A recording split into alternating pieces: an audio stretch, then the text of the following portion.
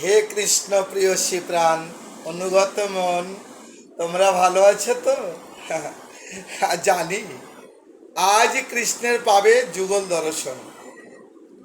রাধা ভাবে বিভোর হয়ে কৃষ্ণ আজ যখন নিশি যোগে আমাদের মাঝে আসিবে দিবে দর্শন, নয়ন ভরে দেখিবে ওহে পাগল মন। হে অবুঝ মনের অন্ধ ভালোবাসা, বিশ্বাসের ঘনবত দিন, অতীতের কান্না আর কষ্টগুলো আজ করিব বিলীন।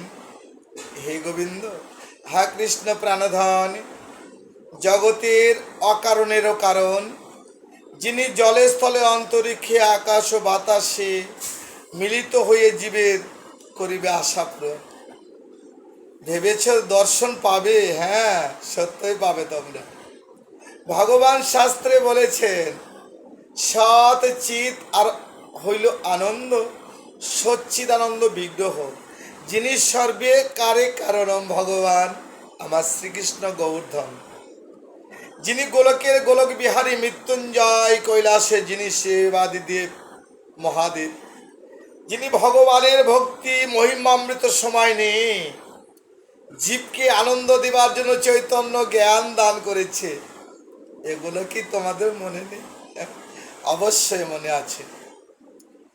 আজকে বেশি বেশি করে গীতা অধ্যয়ন করবে, আজকে বেশি বেশি করে ভগবানকে ডাকবে, আজকে বেশি বেশি করে ভগবানকে ভালোবাসবে, তাহলে দেখবে তোমাদের কষ্ট আর থাকবে না। জি, আজ কৃষ্ণের জন্ম অষ্টমী তিথি, শুভলগ্ন সময়, ঘন মুহূর্ত, সেই আকুতি করে আমরা ডাকবো, প্রভু গো, হে গোবিন্দ একবার দেখা দাও। আজকে না হিংসা পরিহার করব, আজকে না মিথ্যা কথা বলিব না, আজকে ভালো মানুষের সঙ্গ করব, খারাপ মানুষের সঙ্গ করব না। না না, এটা না বলে আমাদের আজকে প্রতিজ্ঞা করতে হবে, তাহলে তোমরা অবশ্যই কিন্তু ভগবানকে পাবে। কেমন? আমার কথা তো মনে থাকবে, একটু একটু মনে করে দেখো, আনন্দ পাবে তোমরা। তাই তো ভগবান বলেছেন, ও নিতাই গৌর হরি বল,